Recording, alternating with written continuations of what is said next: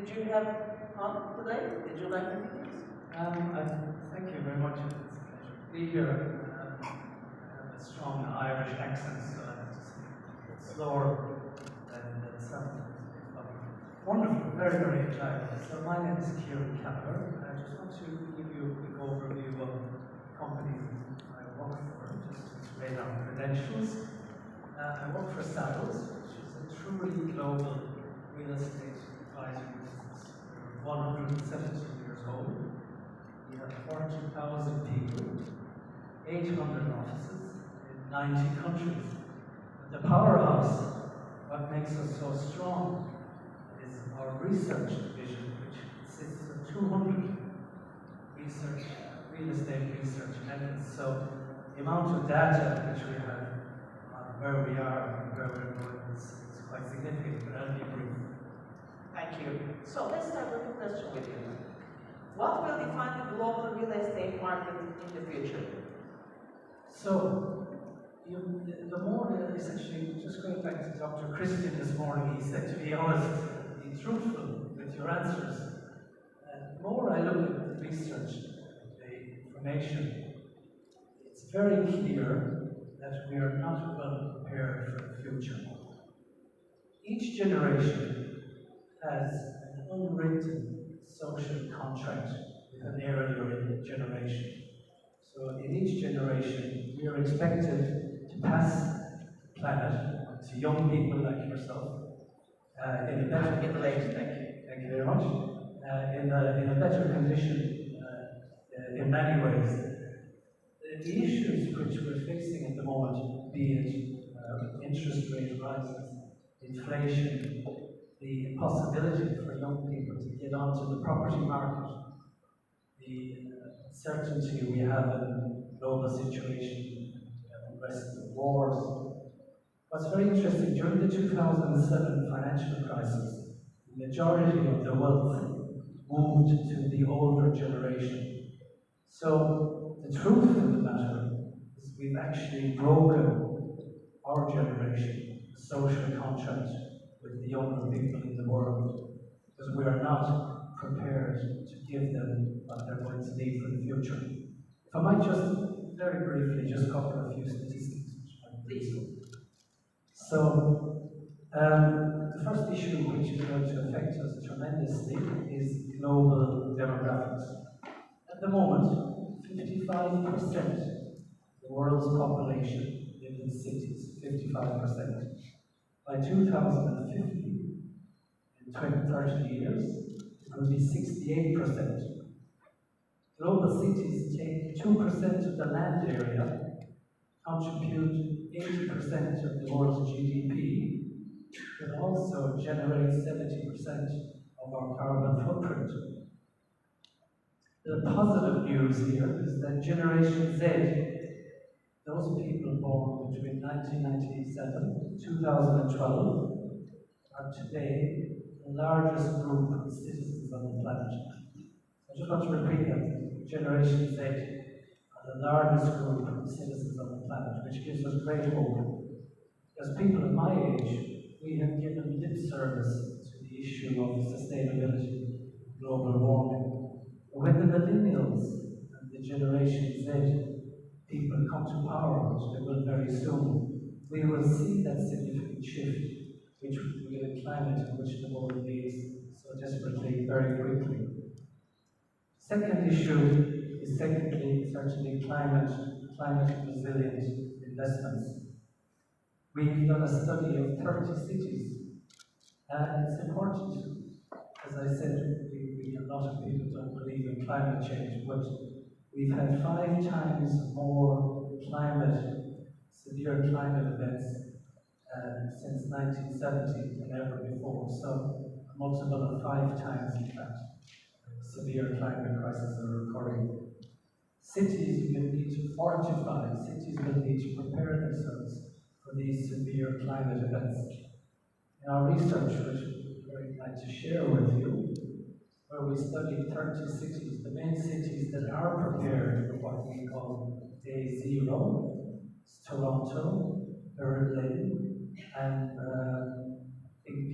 Paris, mainly because of the geographical location, but also because of future plans they've made for such an event. The tragedy for the younger people at the moment is what we call urban affordability. The question is, how can we foster innovation and attract talent to our cities? According to the World Bank, 90% of all companies are small to medium enterprises. 90%. And this 90% employs 50% of the world's workforce. These people need offices. Office rentals, Dubai, for instance, since 2019, has increased 25%. So it's very difficult for us to be able to find the right think tank locations to be able to bring people into these offices and to provide accommodation for people to work there. Let me give you a very simple example. In Hong Kong at the moment, 90% of your salary will go towards renting a one-bedroom apartment. 90%. In Lisbon, it's 50%. Today, the UK announced 6.1% interest rates on 2-year fixed mortgages. People can simply not get on the property ladder. It really is a shame. So how do we get the brains who are going to make the change to the future into these cities is a big question. We are in the age of aging. 40% of the global population is 50 and over.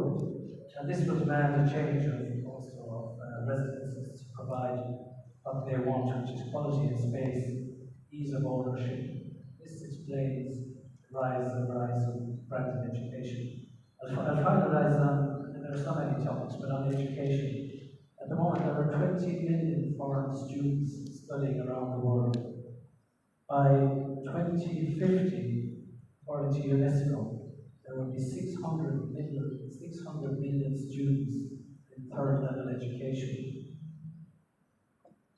Businesses want to be where brains are, so this will provide a huge demand, and I'll give the numbers a little bit later, for best-in-class office space and indeed for accommodation for students, which at the moment, I don't know about you, it's much easier to get my son into a university than into accommodation. I'm sure many of you have found the same problem.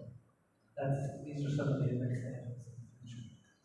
Thank you, and thank you for the great, very, very, very interesting, some of them, especially the rents. So, I will go on, when it's real estate, I will go on first with Mr. Kapadayı. How will you define the global real estate market in the future and in Turkey as well? 2 questions to you.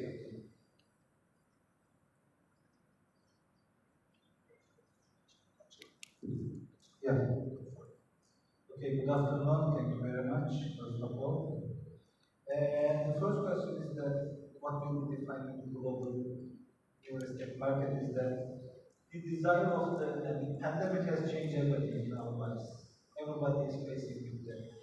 Cost of living has increased, the inflation is increased. Also, most important part is that also the interest rates are soaring in all over the world. In developed or undeveloped countries, we are facing the housing crisis, and housing, the residential, has become the most strongest investment in our world, and in all reports it's writing that this is the most promising and also prominent investment option that can be invested for the future.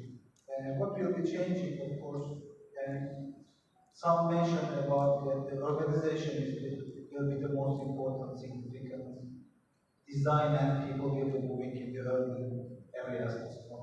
Technology is coming up, PropTech, home construction, contact technologies are improving the cities, and smart cities are growing, and people are going to be moving. Urbanization is growing very fast.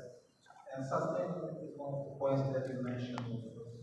And remote working is one of our lifestyle. People are working remotely, or hybrid working is some part of our lives also.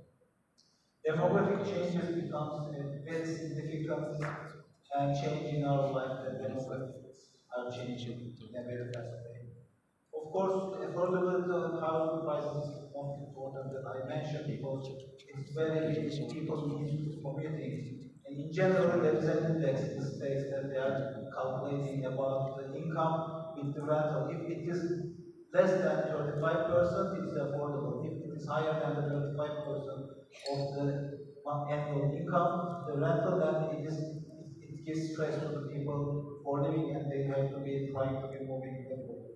And the other things are the government policies. You know, in some countries, for example, in Canada, for example, last year they banned 2 years for foreigners to be buying, or some countries are bringing additional taxes for the second home of foreigners, and this is really affecting the future of the real estate.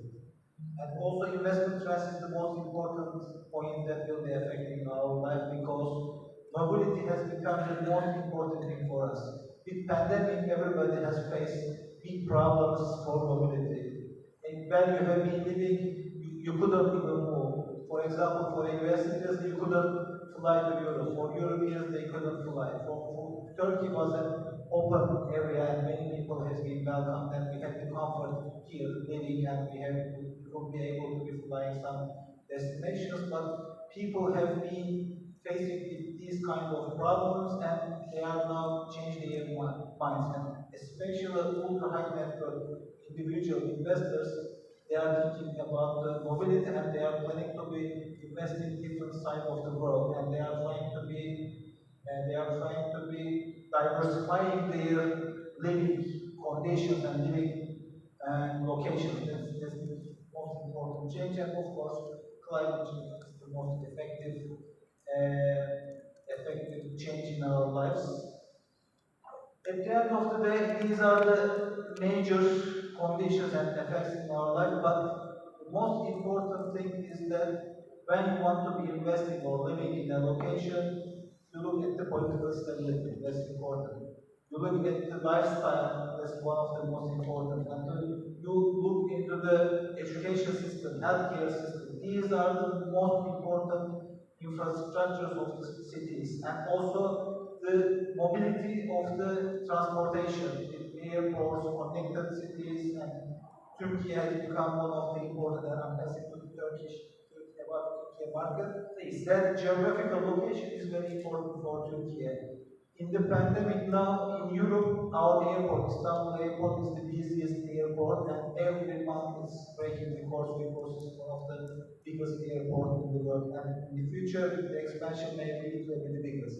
And the connectivity and the geographical location is one of the most important. And the other one for the foreign investors is the real estate investment to be having citizenship or residency. This is one of the most strength of the Turkish real estate economy, that in today average 4 to 5% of the total sales it comes from the foreign investors. It's supposed to be maybe to 10% in the future. For example, in developed cities in United Kingdom, we can compare Turkey to United Kingdom. In United Kingdom, 10% of the sales is bought by foreigners, but in Turkey it is only 4 to 5%. And we see that there is a huge way to go, and there is huge potential. And diverse economy and demographics is very important. The lifestyle, the healthcare system, the infrastructure system is very strong, that we can say. And economic challenge is, of course, a risk for the investors, inflation, currency, fluctuations, everything. But in average, in real estate, if you look at the track records of the real estate in Turkey, every 4 or 5 years, all the investors make money, and all the capital appreciation is the most important pillar of the real estate economy in Turkey also. And of course, manufacturing, agriculture, and industry is very strong. For some kind of car manufacturing, also textile manufacturing, and construction material manufacturing. These are most important strengths of the Turkish economy, and also. Nevertheless, also the tourism is one of the best beaches, one of the best destination cultures. More than 1,500 list of cities, old cities, and also the new generation is very important. 1/3 of the Population is under 30 years old, and this is a very dynamic economy, and always its strengths brings strength to the economy, and always the economy is resilient to all kinds of shocks. And we have been adapted to pandemic. Maybe Turkey was one of the open economies to all over the world, and also internally also life was ongoing. There have been many bans, maybe maximum 40 to 50 days, I think, bans out, and the other remaining people were having their lives, and this was the most important side of Turkey, that the resilient and agile economy and resilient and agile community that we have. And the lifestyle, I think you are here and you will be enjoying Istanbul, and we have many magnificent cities, and the gastronomy also one of the important things of Turkey. And I can be counting many, and maybe... Yeah, you are not with that much. I will be talking 30 minutes more. Thank you. Thank you. So, Mrs. Mansouri, the same question to you. What will define the global real estate market in the future? What is your thought? Even after the pandemic, I think things have changed. We've gone back to the basics. So going back 2-3 generations ago, the focus was when you make money, you buy a home. And then we diversified into stocks and bonds and so on and so forth. I think the pandemic brought back the initial thought to us that buy a home. Because when we were stuck in it, couldn't go anywhere. That was it. That was your entire sphere. But given what we do as rich developers, and someone else initially mentioned when the pandemic hit, they thought you know that it's over. You know, the energy prices and so on and so forth. Real estate for us is slightly different. The main driver of real estate for us is the citizenship and therefore the mobility. And when the pandemic hit, there was a question. Are people want to go, do they want that? Do they want to do that mobility? Do they want to enjoy the benefits of visa-free travel? Or when do we even get to travel? Coming out of it, I think the global markets really dictated that mobility is primary, wanting to move, and the ability to move. Right now in Dubai, our workplace, the Schengen visas are active for 3 months, 90 days. And brought it back home that real estate citizenship or investment has become so much more popular for us since then. Thank you. Mr. Kelleher, can you provide an overview of the transition of Montenegro, Turkey, Grenada onto the global stage as an investment destination? Thank you. In Montenegro's confluence of 3 or 4 events occurred. There were many reasons. The main reason is actually centers around the citizenship by investment program. So 3 things happened. Firstly, the government of Montenegro, in their wisdom, introduced new law that allowed hoteliers tell the operators to sell stock, to sell the hotel rooms. Because of occupancy issues in the region, many hoteliers were hesitant to come and deliver hotels. However, as soon as the option became available to sell from 50% to 100% of the stock of the rooms, on the precondition that the rooms would be leased back to the hotel and operated by a 5-star internationally or 4-star international brand for a certain 10 months of the year or more, all of a sudden the industry changed. We had a huge influx of interest in building hotels. Then once again, the citizenship by investment program, which really was driven truly in Montenegro by Henley&Partners, was a wonderful success. The only downside was twofold. Firstly, the previous administration of government couldn't enact the steps required quickly enough to implement the system. So, and secondly, because of external reasons, probably from the EU or somewhere, Montenegro had to cease the program before the full 2,000 passports were allocated. I want to touch, I think it's quite pertinent to touch on citizenship by investment programs. what we saw in Montenegro. It's very important to understand citizenship by investment programs do not only bring financial benefit, but what's astounding what it brought to Montenegro is the intellectual capital. In this week's press, the Vice President of Google for Product Development publicly stated that he was fortunate enough to be awarded a Montenegrin passport. Can you imagine the quality of people who were bringing into Montenegro?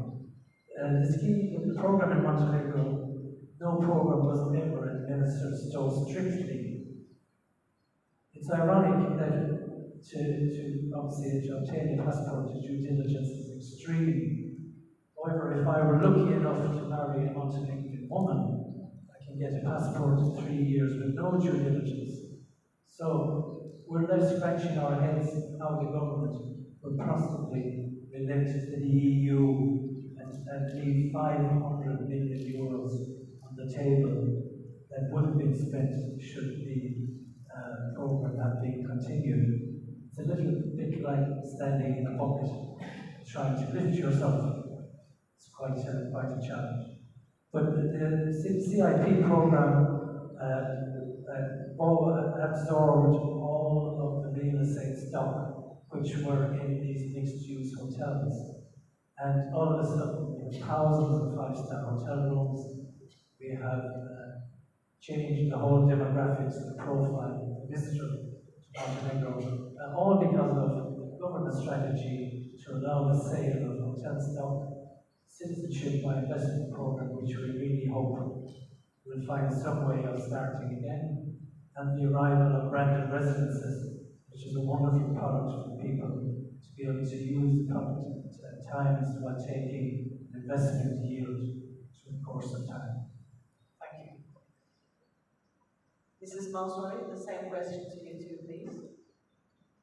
Montenegro, Turkey, Grenada, on the global stage, is it a good investment point?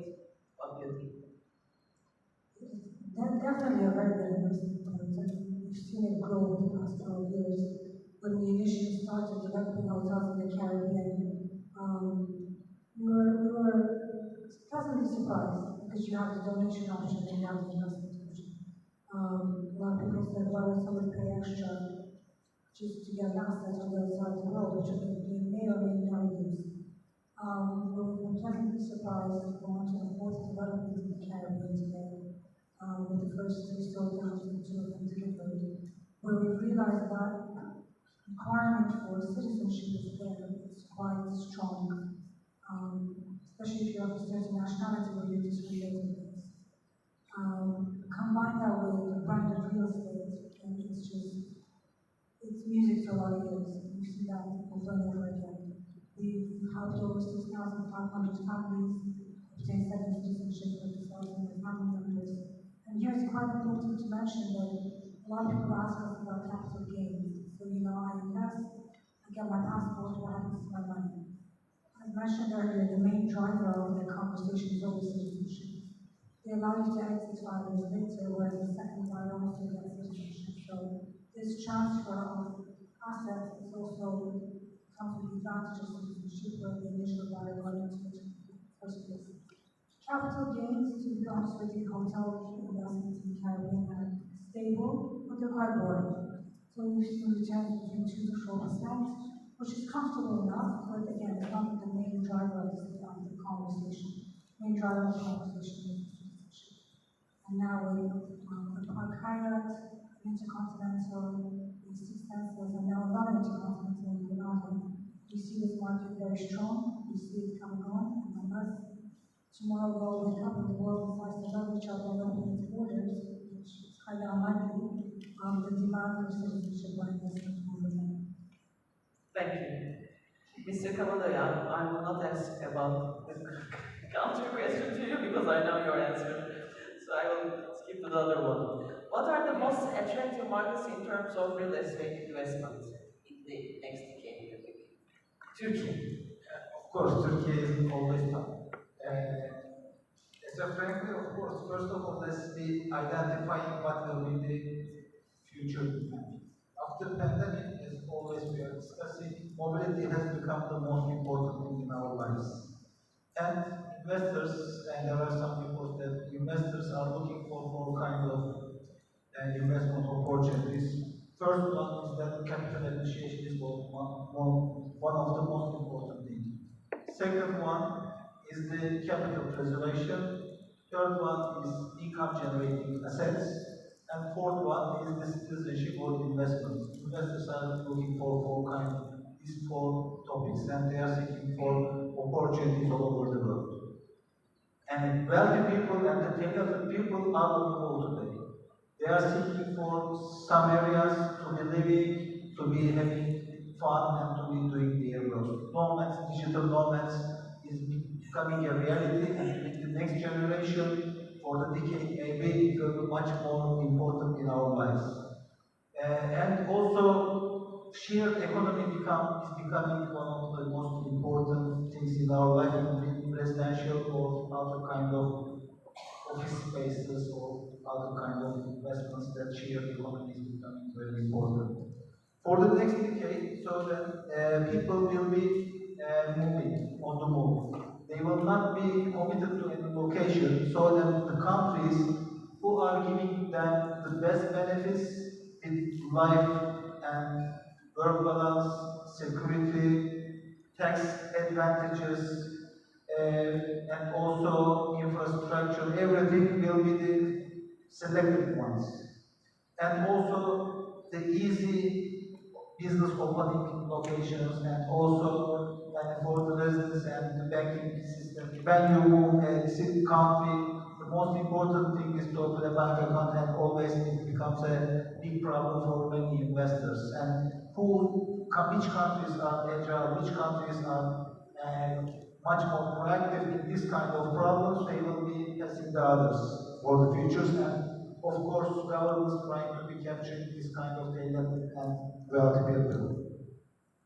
And with all of this, I mean, we can say one topic that we have to be widening our horizons for the investors all over the world. We are developing in Turkey, and we have been developing more than 2 million square meters, mostly residential, we focused on residential. Now we are expanding our business to Europe and States in a couple of months, and we are trying to be attracting the international investors. And with Henley&Partners also, this kind of organizations, this kind of networks, it is very important to be marketing and promoting abroad. In domestic market, we are one of the biggest significant developers and well-known developers in this market. But we have to be trying to be inbound and outbound customers from all over the world. We have been working with Henley&Partners for 2.5 years, and we have a very successful, we created a very successful track record together with them, and we are trying to be improving the business together. With all kinds of opportunities that collaborative business partners, and also promoting the products with the technology, with the sustainability, with the ESG services, that is one of the most important and significant differentiation from the other developers, properties or locations, and which companies will be much more strong in this kind of areas, they will be going forward than the others, and will be connected to the whole over the world. And digitalizing is the most important thing for the buying, and of course always we have to be seeking for, and we have to be targeting for happy customers, and we have to be doing their business in the most way. In the future, as I mentioned, I'm trying to be looking that I missed anything that important thing that guys mentioned, all of them. And also there are some, and the last thing that I can be mentioning, that there are becoming regional centers. In all areas, there are some regional centers, and they are becoming very significant locations. From west to east, we can be counting about New York, Miami, London, Paris, then Istanbul, Dubai, Singapore, and all these locations are vibrant cities, high population cities. The domestic demand is, except Dubai, we can say the domestic demand is very strong in this kind of areas. The most important thing in real estate will be the point that if the domestic demand is strong, then the valuation of the property will never be going down. Always we are facing some kind of crisis every 5 years, 10 years, 7 years. We had the 2001 crisis, 2008 crisis, COVID crisis, Russia-Ukraine crisis. There are always crises are coming in the world, and regional crises coming, and the resilient countries, and where the domestic demand, always the market keeps resilient. And for the future, I believe that residential will be one of the most significant investment option for all kind of investors. Perfect, thank you. So, Mrs. Mansouri, the same question to you, please. What are the most attractive markets in terms of real estate investment in the next decade? Given that we're based out in Dubai, I have to say Dubai is maximum sustainability. We have seen the country grow phenomenally over the past 30 to 50 years. When I initially moved there as a child, it was a very small city, and for those of you who have been to Dubai, Trade Center was the end of the city. So when you pass Trade Center, and someone will ask you where you are on the phone, you can say, I'm on the Dubai Abu Highway. Today, the Trade Center is in the middle of the city. And in terms of luxury real estate, we've seen Dubai grow exponentially. There is scarcity because in the middle average class, yes, we have plentiful development up and coming.